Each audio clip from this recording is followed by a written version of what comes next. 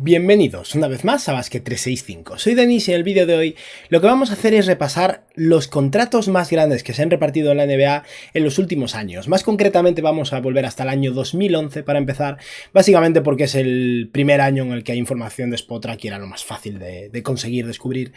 Y simplemente quiero recordaros en cada año cuál ha sido el contrato o la extensión de contrato más grande que se ha firmado. Y no me he fijado en el promedio anual, simplemente en la cifra máxima. O sea, si hay un contrato de 5 años, aunque sea un poco menos de promedio que uno de 4 años, como es más cantidad de dinero, ese es del que vamos a hablar. Y creo que esto puede ser útil básicamente para reflejar un poco el crecimiento económico de la NBA y por qué se están dando contratos tan grandes ahora mismo. Porque a mucha gente le da vértigo el contrato de Jaylen Brown. Y lo entiendo, Jaylen Brown no se merece ser el jugador mejor pagado de la NBA, es cierto, pero también veremos aquí varios jugadores que no tenían ese calibre, jugadores buenísimos, pero no el mejor de la liga, y es lo más habitual, de hecho, en pocos casos el mejor jugador de la NBA es el que mejor pagado está, veremos aquí un par de nombres que sí que coinciden, y en pocos casos realmente estos contratos han resultado ser catastróficos.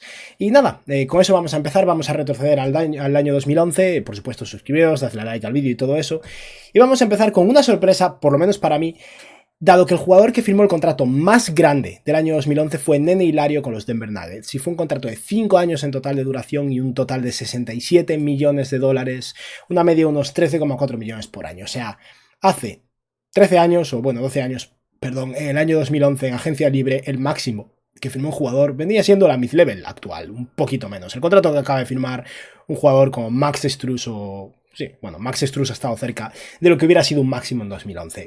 Como veis, ha habido un crecimiento enorme que destaca especialmente en el año 2016, cuando hubo esa gran subida salarial con el nuevo acuerdo televisivo, pero los contratos han aumentado muchísimo. Aún así, este es especialmente bajo, porque si avanzamos al año 2012 ya vemos un contrato que se acerca por primera vez a los 100 millones de dólares. Hubo contratos en el pasado que llegaron a los 100 millones, pero porque había menos años de duración. Creo que Shaq firmó una vez un contrato de 7 años, 120 millones de dólares, pero claro, son 7 años en total. En este caso, en el año 2012, el jugador mejor pagado de la NBA, o el jugador que pasaba a ser el mejor pagado de la NBA, era Deron Williams, que renovaba con los Brooklyn Nets, un equipo al que había sido intercambiado poco antes desde Denver. Utah, se me ha ido la olla. Y Deron Williams es un jugador cuyo contrato de hecho salió mal, porque tuvo un par de años buenos más, pero luego tuvo un declive catastrófico y realmente acabó muy mal la cosa. Perdió mucho físico y acabó siendo un jugador que realmente no estaba preparado para la NBA. Así que este año, este contrato de 5 años y 99 millones de dólares, un promedio de 19,8 millones por año, acabaría saliendo bastante mal. Por ejemplo, en este caso creo que estamos ante uno de los peores contratos que se han firmado por aquí, aunque habrá alguno peor. Pasamos al año 2013 y aquí tenemos a Chris Paul, que estará un par de veces por aquí, por cierto, firmando el contrato más grande de ese momento. Sería una renovación con Los Ángeles Clippers, 5 años, 107 millones de dólares en total, un promedio de 21,5 millones por año. O sea, como veis, los 5 años de contrato por el máximo de aquel momento que firmó Chris Paul eran, bueno, es un poco más de 20 millones por año. Anthony Simons, por ejemplo, cobra más de promedio anual.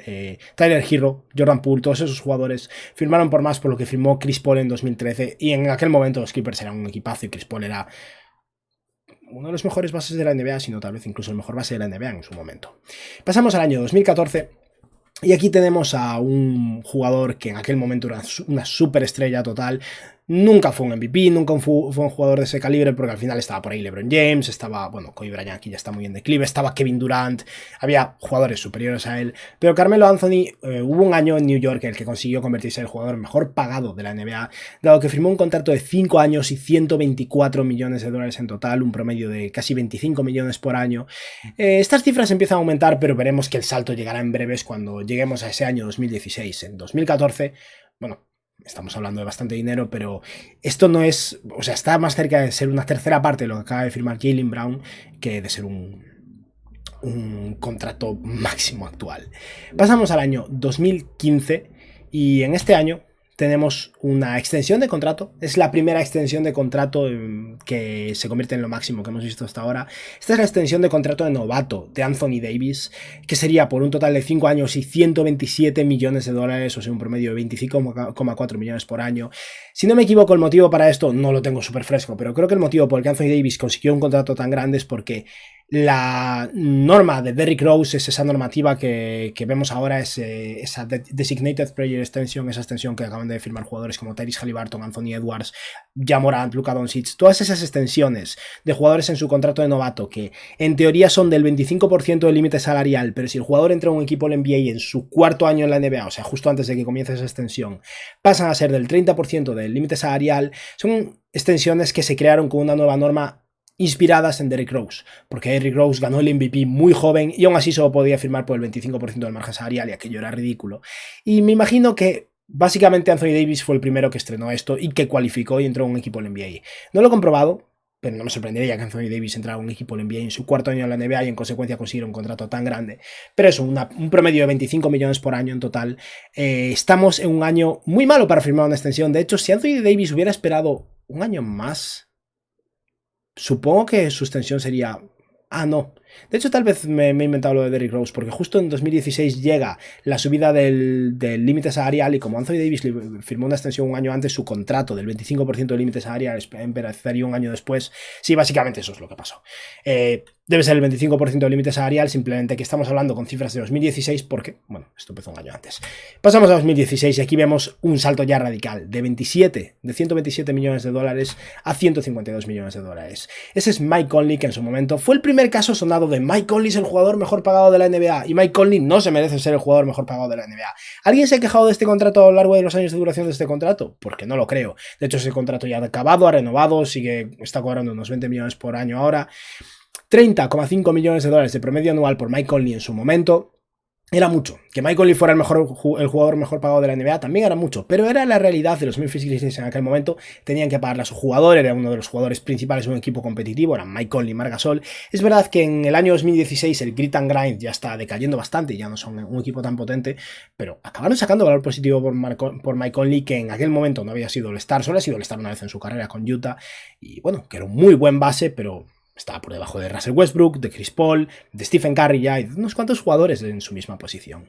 Pero eso, Mike Conley en ese momento firmó el primer contrato con un promedio anual de más de 30 millones por año. Y a partir de aquí los contratos han subido muchísimo porque, claro, ya estamos con ese nuevo acuerdo televisivo y las subidas son cada vez más potentes. Dado que el año siguiente Russell Westbrook firmaría una extensión de contrato que estrenaría los Supermax Contracts. Esta extensión sería de 5 años y 207 millones de dólares en total, o sea, es un salto de 50 millones de dólares básicamente frente al contrato de Mike Conley, lo cual pondría a Russell Westbrook en un promedio anual de 41,4 millones de dólares. Este contrato de Westbrook se acaba de terminar este último año, este fue el año que, bueno, en su quinto año de contrato de extensión acabaría siendo intercambiado desde los Lakers a Utah y ahí accedería a un buyout y acaba de firmar ahora su nuevo contrato bastante inferior, de unos 3,8 millones de dólares. Esto, como es una extensión, tiene un poco de trampa una vez más. El contrato de Westbrook lo firmaría en 2017, pero empezaría con el salario de 2018 y sería un 35% del límite salarial de 2018. O sea que básicamente este contrato de Russell Westbrook es el contrato que acaba de firmar Jaylen Brown. En 2017 eran justo 100 millones de dólares menos de lo que es en 2023. Pasamos a 2018 y este contrato es más bajo. ¿Por qué no es una extensión de Supermax? Es un contrato firmado sin más de 5 años. Aún así, la diferencia es abismal. Me imagino que en aquel momento Chris Paul todavía no cualificaba para más dinero, pero estamos en 2018, Chris Paul llevaba ya más de 10 años en la NBA. No tengo muy claro por qué la cifra es tan inferior a la de Russell Westbrook, pero en 2018 Chris Paul firmó el contrato más grande de esa agencia libre, 5 años, 160 millones de dólares en total, un promedio anual de 39,9 millones de dólares por año. Y sería con los Houston Rockets. Como veis, Chris Paul ha firmado 2 veces el salario más grande de ese año. Firmó con los Clippers en su momento un contrato de 5 años y 107 millones de dólares. Y muchos años después volvería a firmar por 5 años y 160 millones de dólares. Por lo que Chris Paul ha recibido bastante dinero a lo largo de su carrera. Llegamos a 2019 y este año Klay Thompson firmaría un contrato de 5 años y 190 millones de dólares, que es un promedio anual de 38 millones. Como veis, Westbrook 2 años antes, y John Wall firmó al mismo tiempo, simplemente su contrato es un poquillo inferior, pero Westbrook 2 años antes que Chris Paul y que Klay Thompson conseguiría un contrato mucho más grande debido a ese Supermax. También es verdad que es una extensión y se saltó un año, pero Klay Thompson aquí, de hecho, en cierto modo salvó a los Warriors porque este fue el año en el que Thompson estaba pendiente de ver si entraba en el tercer equipo de la NBA y de entrar hubiera cualificado por un Supermax y su contrato, si hubiera conseguido el Supermax completo, hubiera sido mucho más grande. Al final no entró en el tercer equipo de la NBA, firmó una extensión de lo máximo que podía firmar en ese momento, que era el 30% del límite salarial y sería la extensión más grande de ese momento. Al final esto benefició mucho a los Warriors, sobre todo porque con todas las lesiones que ha sufrido, si estuviera cobrando mucho más que esto, siendo un equipo tan caro, hubiera sido bastante insostenible. Llegamos al año 2020 y esta extensión sería de Giannis Antetokounmpo, sería el jugador que firmaría el contrato más grande en su momento. Esto es otro Supermax que unos años después ha aumentado desde los 207 millones de dólares de Russell Westbrook a los 228 millones. Como veis aumenta, pero no tanto. Esto ha crecido exponencialmente porque estamos hablando de subidas anuales del límite salarial del 8 y el 10%, y eso cuando hablamos de cifras tan grandes, pues al final son aumentos tremendos. Pero ese año, Giannis Antetokounmpo en 2020 firmaría el contrato más grande de la NBA, 5 años, 228 millones de dólares en total, un promedio anual de 45,6 millones de dólares. Antetokounmpo cobrando más que nadie, o firmando más que nadie ese año, es bastante comprensible. Un año después, Curry firmaría un contrato espectacular, porque estamos hablando de cifras muy diferentes, y es que como Curry ha estado extendiendo a lo largo de toda su carrera, su nuevo contrato, su último contrato era por el máximo posible, pero como Curry ya estaba por encima del límite salarial por esas subidas anuales del 8% que superaban un poco al crecimiento del límite salarial, firmó por todavía más dinero de lo que firmaría un contrato como agente libre sin más. Y es que como veis el contrato de Stephen Curry es de 4 años, 215 millones de dólares, Antetokounmpo firmó 5 años, 228. Y en consecuencia Stephen Curry, que aún está cobrando este contrato a día de hoy obviamente, pasó a cobrar un salario promedio anual de 53,8 millones de dólares, lo cual es muchísimo. Y un año después llegamos al verano pasado donde Nikola Jokic firma su Supermax. En este mismo momento también firmaría Joel Embiid, pero el de Jokic es un poquillo superior. Y es que Jokic firmaría un contrato de 5 años, 273 millones de dólares, que es un promedio anual de 55,2 millones por año. O sea que Jokic en 2 años de diferencia está ganando 50 millones más que Giannis Antetokounmpo. Y un año después Jaylen Brown sería el jugador que firmaría el nuevo contrato, el super máximo, de 5 años, 304 millones de dólares y que ya lleva a Jaylen Brown a promediar un salario anual de 60,7 millones de dólares. Empezará en 50 y algo, acabará en 69 millones de dólares.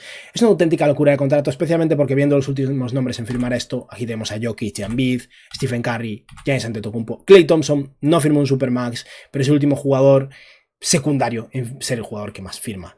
Y estamos hablando de unos 4 años de diferencia y 115 millones de dólares de diferencia, pero la realidad es que con el paso de los años, cada vez que el margen salarial sube un 10%, estos salarios suben un 10% de promedio. El super máximo dentro de 10 años, perdón, dentro de un año será de unos 335 millones de dólares. Esa es la realidad. Pero sí, este es un repaso de los contratos más grandes que se han firmado desde el año 2011 hasta la actualidad. Y nada, espero que os haya gustado el vídeo y que tengáis un buen día. Adiós.